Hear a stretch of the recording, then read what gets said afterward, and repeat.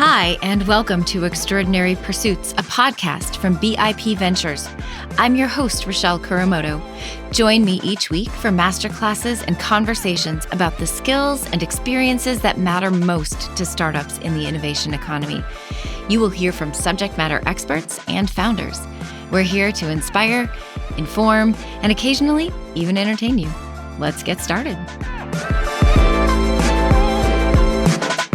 Today, we are joined by Andy Seavers, the co-founder and CEO of CaseStatus, a leading legal tech platform that has transformed how law firms engage with clients. With secure messaging, real-time updates, and AI-driven insights, this platform helps law firms streamline communication and improve satisfaction. An entrepreneur since 14, Andy has led CaseStatus to standout growth, including a top spot on the Inc. 5000 list. In this conversation, he shares how his team has hit some significant milestones by setting, prioritizing, and tracking the right KPIs. He explains how the company uses the Entrepreneurial Operating System, or EOS, to manage their KPIs, and why clarity around the right metrics is essential for startups to scale efficiently. Let's get started.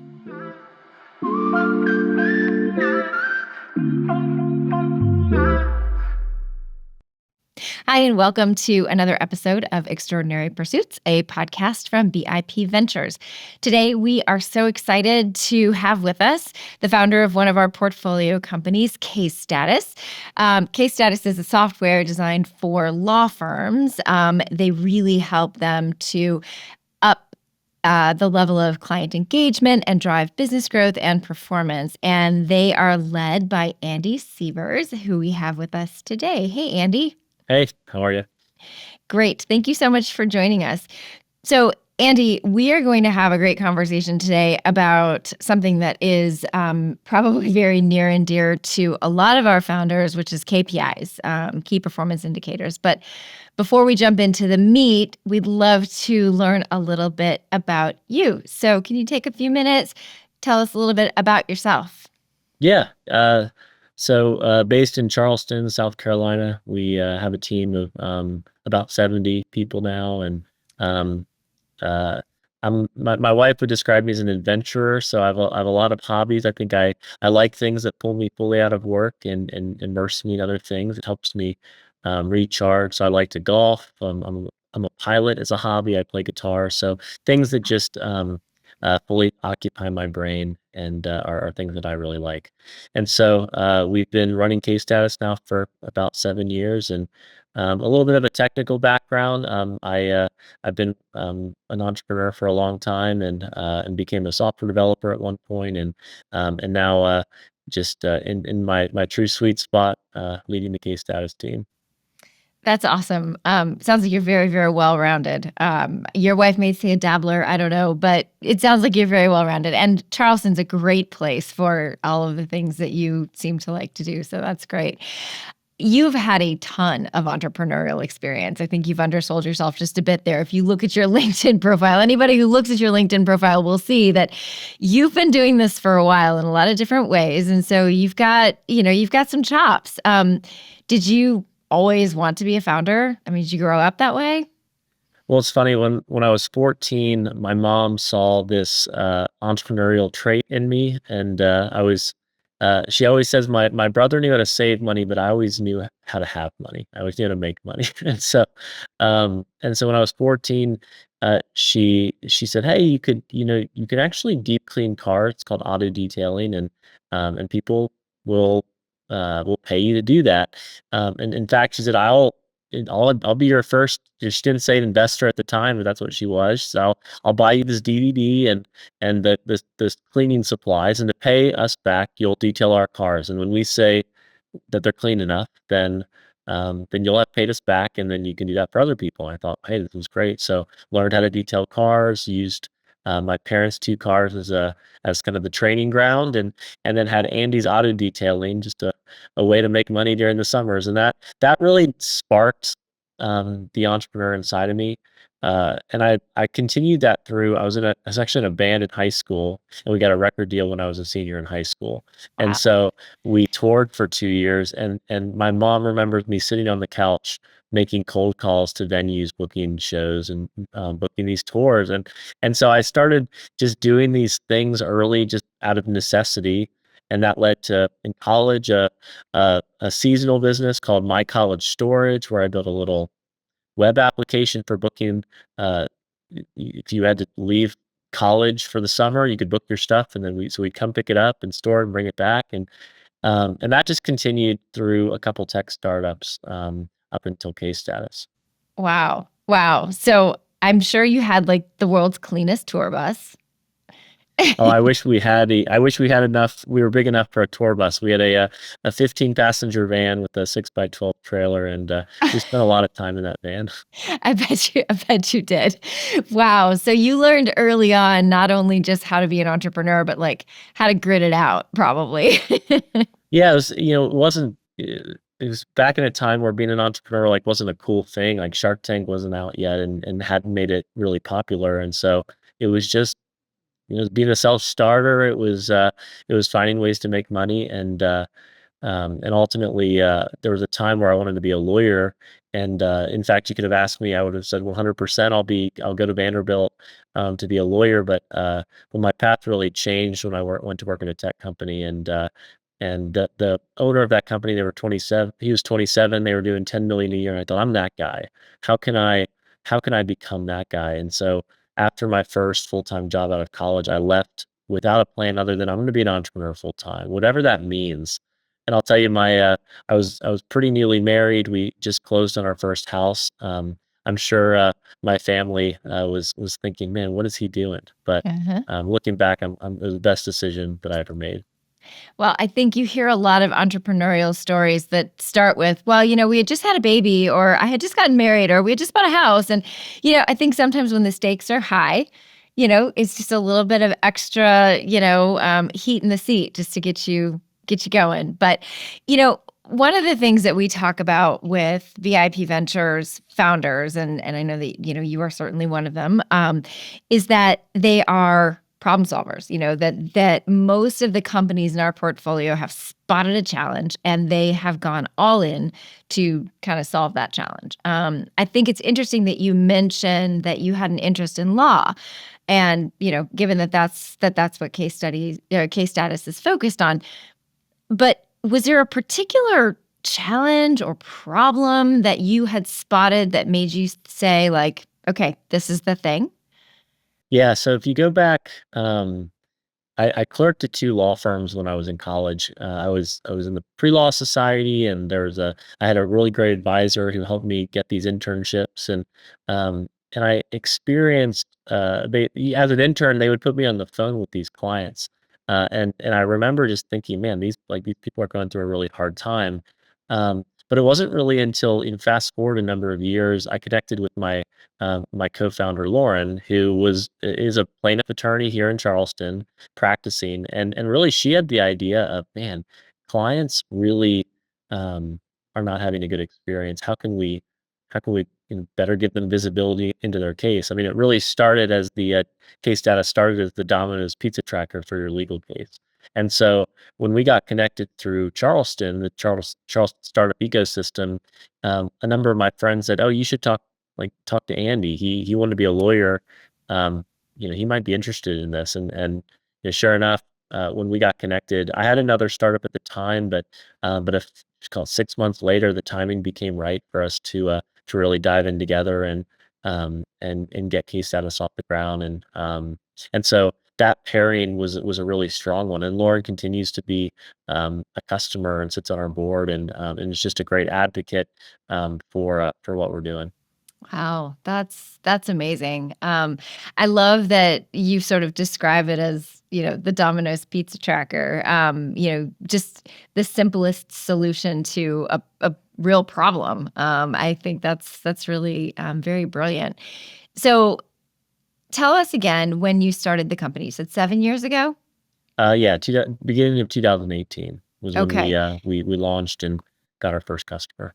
yeah, and you've evolved quite a bit since that time. So we're going to talk about these key performance indicators, these KPIs, and why they are critical for making sure that fast-growing companies can stay on track.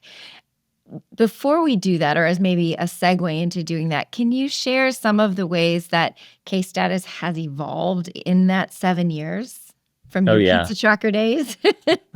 I mean, when we started, it was kind of the core hypothesis that um, to provide a better experience, you have to let a client self-service. You have to give them visibility into what's going on in their case without reaching out, so that uh, we don't trust our banks because we call and email them all the time. We trust them because they demonstrate that they can handle our money on our phone. And that's really what we are helping law firms do, is demonstrate to clients that they can handle their case. And when you do that really effectively, then we could build from there. And so we then help them with better communication. With AI over the last year, we've innovated in a ton of amazing ways there, where we're Yeah. pre-drafting responses for law firms based on their voice and the question and the best answers they've ever given. There's some really cool things in there. But one of the things that we think is the biggest innovation to our platform is how we track client satisfaction. And so in the early days, we added a net promoter score to case status. So in the same way, when we take a flight, Delta says 0 to 10, how likely are you to refer us to a friend or colleague? And we probably, I mean, I've never filled it out, and I fly Delta all the time.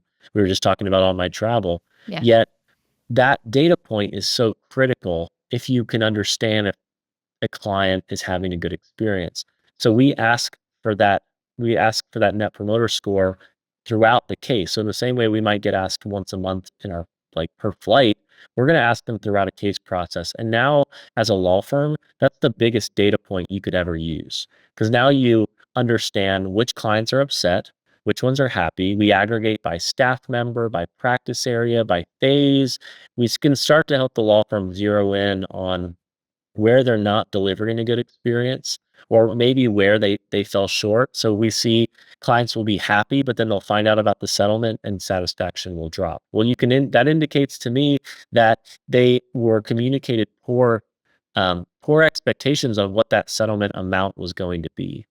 You can glean a lot of really interesting data from that. And so the Net Promoter Score has been core to our platform. Well, now we're starting to do real time sentiment analysis and predictive sentiment. We're starting to train a model to be able to understand if clients are happy just based on what they're doing within our platform without reaching out. And so that's where how case status has very much evolved into what we call an experience platform. We started out in communication, we've become engagement, where we're better engaging the client, but now where we're going is how do we craft a true client experience that exceeds really all the other competitors in the legal market. We want to be able to unlock that in the law firms that we sell to. Wow. Okay. That's amazing. And I love that you're sort of paying attention to what is most important to your clients' measures of success, and that is also indicating your own measures of success. Um, how have you set out what your kind of key success indicators are? How do you know that, as you add AI or as you add more engagement metrics for your clients, how do you know that they are doing for case status what you need them to do? Yeah, yeah, that's a good question. I mean, we think about first like benchmarking in our world is so important because nobody's done what we're doing in this exact way. Yeah. And so the legal industry has said that the net promoter score of clients is typically a 32, maybe a 37. The reality is, if you ask anybody who's ever had a legal case, they typically say, I've had a terrible experience. Exceedingly bad in consumer-based law, which is where we focus. Like a Comcast has like a negative 37 net promoter score. I suspect most law firms probably have about a 0 if you really get into the nuts and bolts of how well they are handling clients. And so whether or not you take a 0 or a 32 as a benchmark for the industry, we can then compare that to what the clients of our law firms are giving, the clients are giving back to their law firm, and we see a 70 on average across our customer base. And so now that's quantifiable measurement that our platform is delivering a better experience than the industry. And then we're able to apply a number of other benchmarks like that to effectiveness. So is average response time improving? Is the profitability of the firm improving? The number of people they need to support clients, is that ratio getting better as they grow relative to their response time, their client satisfaction? All these other metrics together start to tell a story of, well, it's one thing to be like, oh yeah, we have one person to handle 10,000 clients. Well, it's like, yeah, well, you have 10 bar complaints and you've got a 2 out of 5 on Google. Like you're not meeting your ethical duty of care. Well, we can help them meet and exceed those types of milestones for what is standard in the industry. And so when we can really look at the success of our customers with with their clients, then we can really extrapolate, are we doing what we need to do to support them? And so we also do similar benchmarks. Like, what is our net promoter score with our customers? What is our response time? Or we track one touch resolutions. When a customer has to reach out with a question, how often are we able to answer it in a single response? And that's 80% of the time. Okay, now let's get into the root of why they even had to ask that question. How can we solve for that? So we're always looking at, first and foremost, how could we expect our customers to provide a great client experience to their clients if we're not doing the same for our customers? So I don't know if I exactly answered your question, but from our standpoint, those are the things that we look at pretty much every day here. Yeah, no, you did answer the question, and I think you answered it in a couple of ways. I think, you know, um, fast growth startups are constantly thinking about, do we have how do we have to innovate? And, as we grow, do we still have the right audiences? And does the product market fit still fit? All of these very kind of expected performance indicators. What I hear you saying as well is that there is a high level of attention paid to how is our service that's sort of backing up our product and our offering performing for us, and what do we need to do there? And that to me feels like a very fluid measure and a very, very important one. Yeah. Yeah. So, what are some of the best practices that you have adopted for case status as you have continued to, iterate and listen and continue to innovate your product, the company, the way that you operate? What are some of the takeaways that you've learned? Yeah. Yeah. We subscribe to EOS, the Entrepreneurial Operating System, from a book called Traction. Hmm. We've done that for about 3 years now. And so for those that aren't familiar with EOS, what I like to say, it's structured strategy. It's okay, well, where are we going? Let's all align where we want to be in 10 years. Sometimes 5 years is more realistic in a startup, but where are we going? Then what are your 3-year projections? Fortunately for us, when you're fundraising, when you're in this world, you're always doing projections to try and forecast. So that is something that has always been core to what we've done. Now you take another step back. Okay, well, what's your 1-year operating plan? Maybe all your budget. How much? Where do you expect to be? What do you expect to spend? And then how do we stay aligned um, monthly, weekly, and annually, quarterly, and weekly on whether or not we are aligned. And you do that through what they call the scorecard. And the scorecard is the core to our KPIs. It's the way they describe it. It's like it's the red, yellow, green stoplight of, are we on track or off track? And we look at metrics that are leading indicators for whether or not we are on track. So one easy one is, well, what do we have forecasted for the quarter? What does our marketing pipeline have forecasted that could still close in this quarter? And is that a leading indicator for us being on track for our quarterly goal or off track? And we have those types of metrics across every single team, and we look at them weekly to stay aligned on whether or not we are hitting those goals. One of the processes that they have you implement, it's called quarterly rock. So what are the primary objectives that we're focused on by team, by person in this quarter, that all funnel up to our company goals? And that just makes sure that we're working on the right things, that we are aligned on whether or not we are on track or off track, and then it creates space for tackling issues quickly. And I think that's something that gets in the way of so many organizations is they're either having way too many meetings where they're constantly talking about the same things and losing cycles, or they're afraid of meetings and they're not having enough to tackle real issues. And so creating a space that's dedicated to, hey, let's surface up the issues that are happening. Let's resolve them as fast as we can. That's that's been so key for case status. And what's been cool as we've evolved, as we've gotten bigger, is then you create essentially it's called the L10 meeting, the level 10 meeting, where the goal is to tackle issues. Each team gets an L10. And the goal is that they're tackling their issues within their team because they have the expertise, they have the leadership to be able to do that. And if it's not able to be solved, then it does get brought up to the executive level, and we tackle it from a business level. But all that's only made possible by having goals, by Mhm. having benchmarks, by Mhm. having our leading indicators to know if we're on track or off track. Because otherwise, it's just a lot of guessing.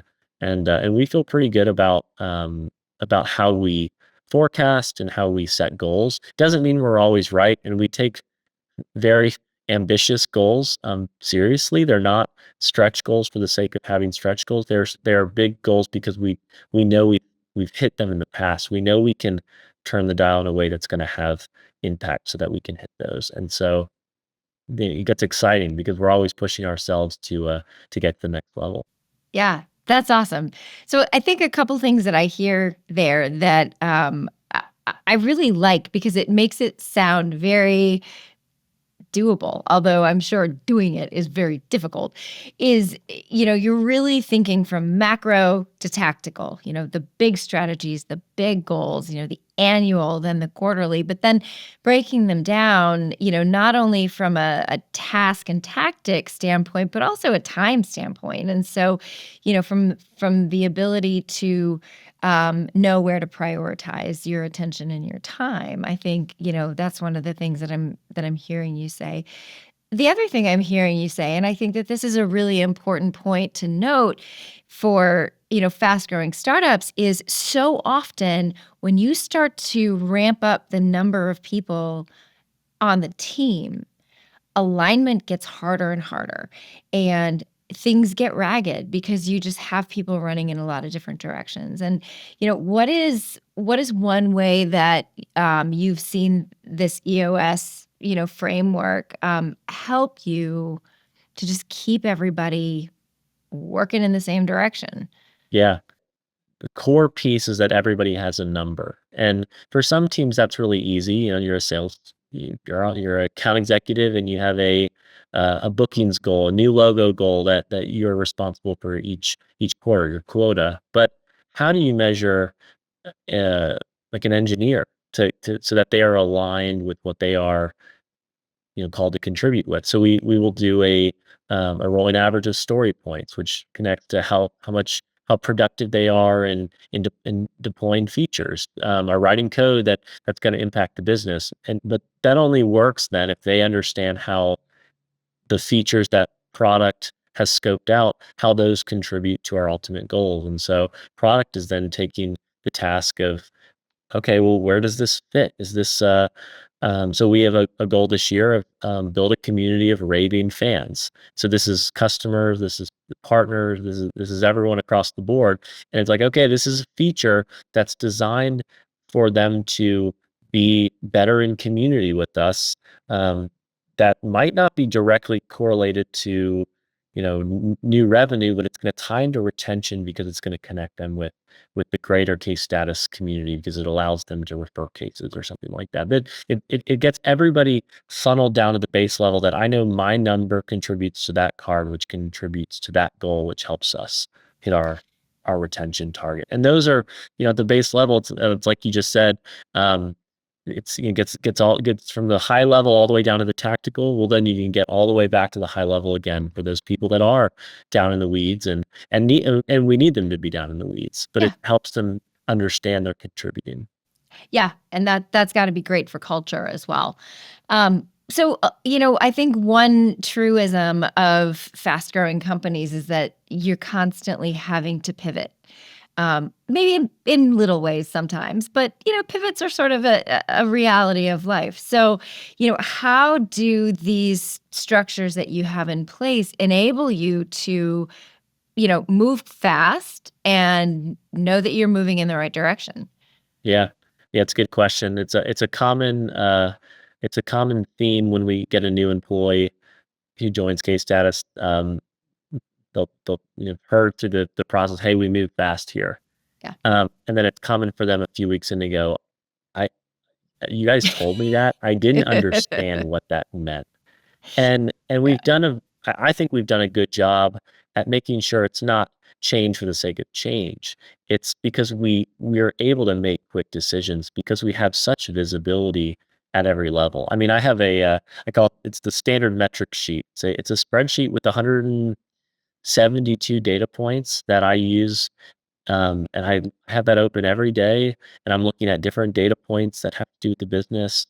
Everything from sales pipeline to CAC. We just redid the way that we do SMB CAC versus enterprise CAC. So now I can get a better slice of what is the payback per SMB customer versus enterprise customer. And that type of data for me, I can't make good decisions without that. But with that data, a lot of change becomes factual. It's like, well, hey, this data point, we needed this to go up. We didn't know how much, but it needed to go up for this to work, and it actually dropped significantly. Now we know that whatever impact we're trying to make, not the core driver of that data point. So let's pivot. Let's find a new one. Let's find something else that we know can impact that number. And sometimes you don't know exactly which data point or which process change or which feature or which person impacted that number directly because we are making so many changes. But when we have good people standardizing process, with good software in place that's going to give us a really granular data point, it allows us to really understand the best we can, are we making impact the way we would expect? And when we start to see NRR increase, we start to see CAC go down, we start to see, or even like right now, we're investing heavily in sales and marketing. We're comfortable with CAC going up for a season.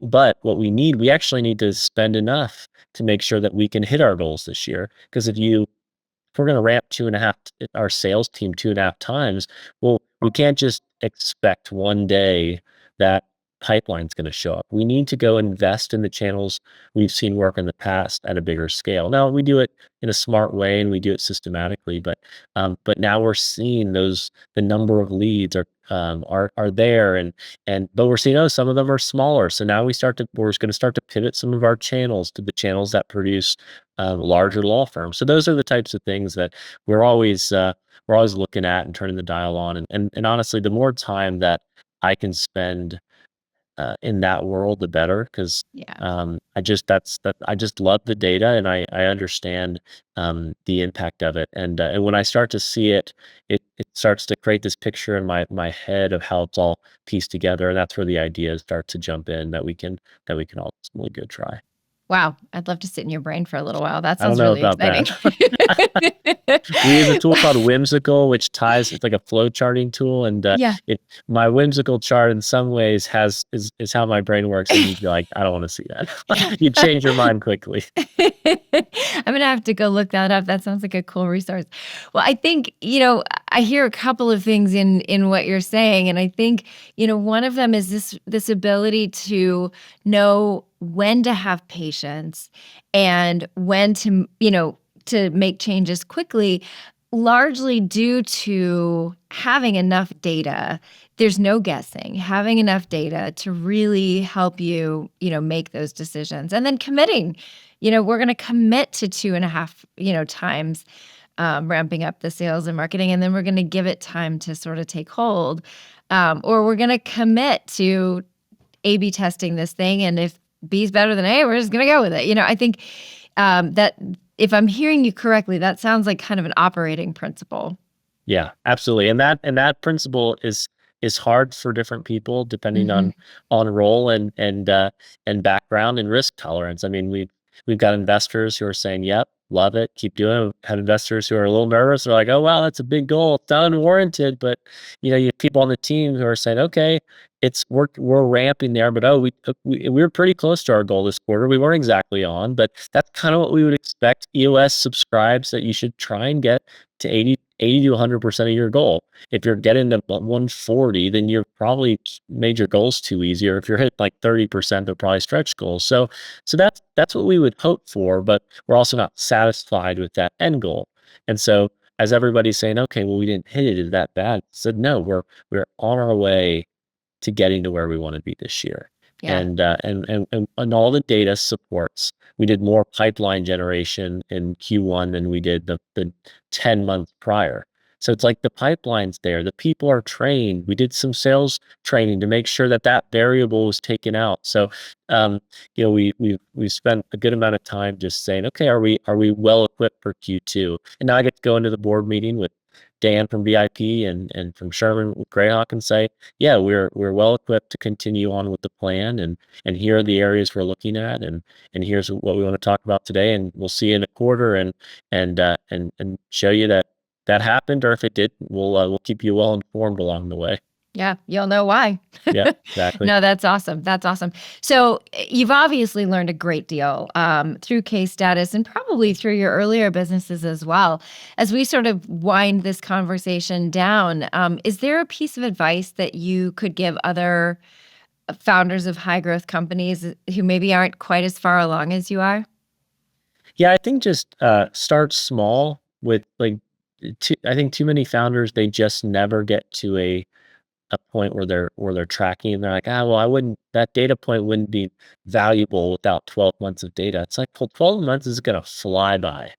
I mean, we've been doing this sheet for 5 years now. I mean, it's we have data from 5 years ago that's not relevant anymore. But to think that we would have this level of granularity it's hard to always see that when you're early on in your journey. Because I think for a lot of founders, it's like, oh yeah, like we're gonna sell for $1 billion in 6 months. So why would we need to do that? We're just the product's good enough. We don't need to track any data. But it starts small. Try and figure out what data points are valuable today, and like as soon as you can start to benchmark against the industry. So like CAC pay or sales and marketing efficiency or the magic number. Some of these are Rule of 40. Over time, or Rule of X is becoming more popular. My advice would be to do some research on what some good benchmarks are for your SaaS business at the phase that you're in. When you're seed stage, CAC doesn't matter that much, but starting to see and get an understanding of if your retention's good or bad, why? If you're a big enterprise product and you've zero churn, so therefore we're going to have zero churn forever. Okay, that's probably not realistic.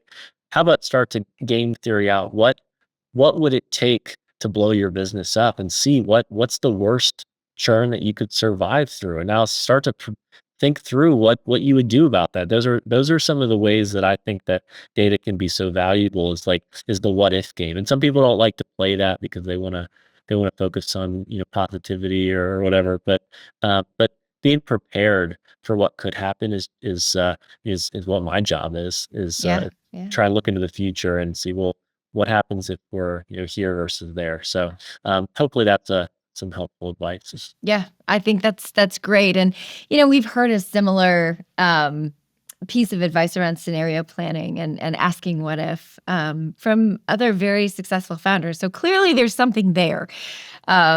So what is Case Status looking forward to in 2025? You guys have anything big on the docket you want to share? Oh yeah, I mean, a lot of cool things coming down the pipeline. The AI work we're doing around sentiment analysis is really exciting. We're doing a conference in late September for our customers, and I'm sure some prospects will be there. So it'll be a great time to bring people to Charleston, and it's the Case Status CX Summit, so the Client Experience Summit, and it's just going to be a time to really understand how to innovate better for clients, which amazingly, in an industry that's fully about clients get neglected, and we're trying to really change the tune on that. So we're gearing up for that, and preparing for a product launch around a tool that we're building called Triage, which is really about prioritizing what to do next within case status. So Awesome. not only prioritizing what messages are most important, like, "Oh, I'm lost outside the courthouse. I'm gonna miss my hearing," or someone really upset. It's like, "I just need to talk to somebody, right now." But what happens when you respond to everyone? What can you do next? If we can start to predict, "Hey, this person might miss their appointment," or, "This person's looking for something in the app, can't find this answer. We think this is the answer they're looking for." That becomes really, really exciting for a law firm when, because now the manager would typically be the one to train the staff to know what to do next. Well, the platform will completely orient the staff member on their job. Just becomes a game of, let's go and do the next thing. And that we believe will be a really great experience for the law firms we work with. Yeah, that's amazing. I would imagine it is going to smooth out a whole lot of stressors Yeah. for the users. So that's awesome. Well, where can people follow along and learn a little bit more about you and about case status? Yeah, casestatus.com, easy to remember. We've got some great, like LinkedIn. We do a lot on all of our social Yeah, channels, you but do. LinkedIn's a good one, if you want to follow us professionally and see what we've got going on. Awesome. Awesome. Well, Andy, this has been a delight and so excited to have you share your story and everything that Case Status has going on. So thank you for joining us. Yeah, thanks for having me. Thanks so much for tuning in to Extraordinary Pursuits. If you enjoyed what you heard, please like and share the show. It helps others to find us. Now, let's go build the future of the innovation economy.